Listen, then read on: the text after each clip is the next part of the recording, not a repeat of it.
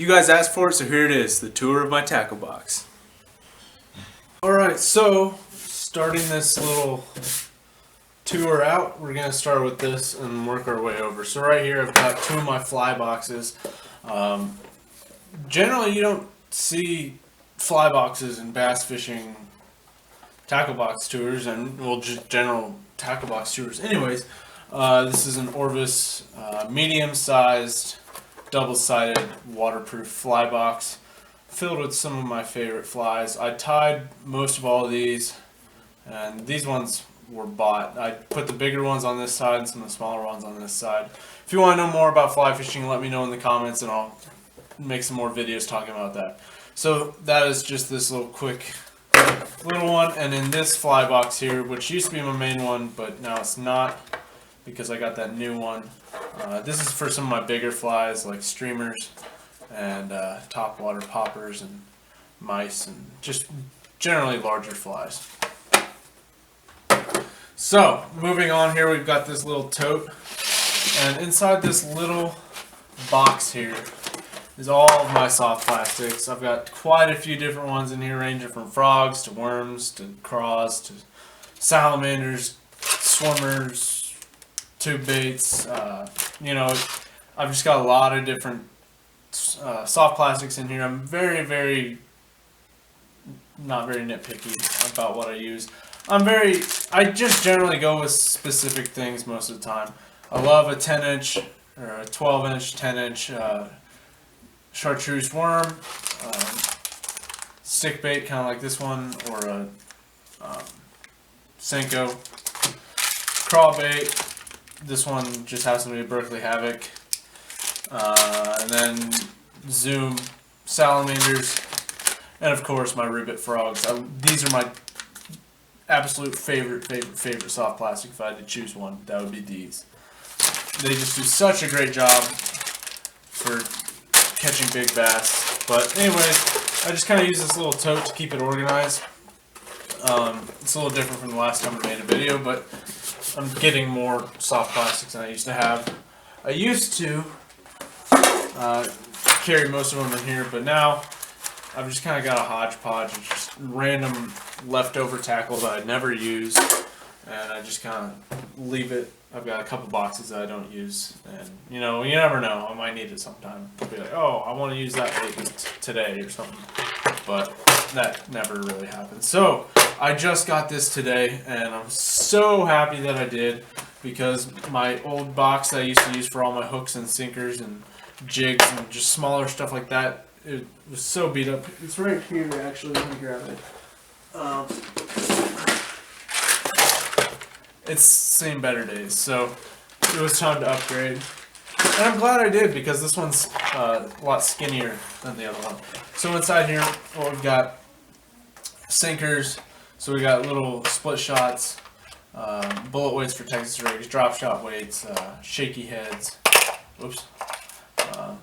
Snap swivels and swivels. I just take the snap off if I just need a swivel. Treble hooks. Got my other hooks. I generally most of the time only use a 5/0 wide gap. Panfish hooks, drop shot hooks, a couple circle hooks, and of course your beetle spins. If you're not catching anything, put a beetle spin on your line. I guarantee you to catch something. Always, always, always have more than one size and type of beetle spin in your box. You'll thank me later, if you guys don't already do that. Jigs, just some smaller stuff in this box. If I'm going to be taking one box with me and I don't want to carry around other ones, this is the one that I'm going to grab, because it's got everything I need to fish if I have my soft plastics. Next on the line is what I call my bass box. This is essentially just a hodgepodge of most of my favorite bass fishing lures. So if I'm in a rush, I can just grab this one right here and head off to where I'm fishing. So I've got spinner baits, buzz baits, frogs, a devil horse. My dad has had this forever, and I kind of stole it from him because I loved it so much. I'm kind of getting worried because the paint's coming off. I love this thing so much, and I need to look up if they still make these. I bet they do, but this thing has caught so many fish for me. It's unbelievable. So that is an awesome topwater bait. It's a devil horse. Jigs, poppers, jerkbaits, just your generic, see what the day has ahead of me kind of box right here. So anything from topwater to spinner baits, jigs, whatever, it's in here. And last but certainly not least is my crankbait box. I just recently kind of ditched a lot of stuff that I don't use. So now I officially have a box full of crankbaits, which is amazing. Ranging from lipless to shallow diving, square bills to deeper diving cranks. You name it, it's probably in here. I don't necessarily have a favorite color yet. I do really love the square bill Fire Tiger. That works really great here in Kansas. Another one that I really do like is something kind of like this, shad color that's kind of chrome, lipless crank. I used to catch a lot of fish on those a lot up in Minnesota. But I'd say the best looking one in this box has got to be this. I saw this and I just had to buy it because it looked so accurate to a sunfish. It was unbelievable. I love it.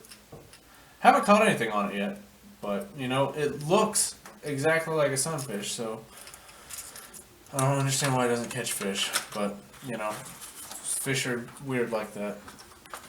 Just recently added this guy in here too, bluegill color. Deeper diver. I needed some deeper diver cranks. So that's all of my tackle that I've got here. Hopefully I'll be able to make another fishing video here pretty soon. We just had a really big cold front come through, and it has just been brutally cold outside. Not really, it's just been in like the 30s, but you get what I'm saying. Too cold to fish for me, at least. If I had a boat, I'd probably go out and fish, but I don't. So that's all I got for you guys. I hope you guys enjoyed this video, and I'll see you on the next one.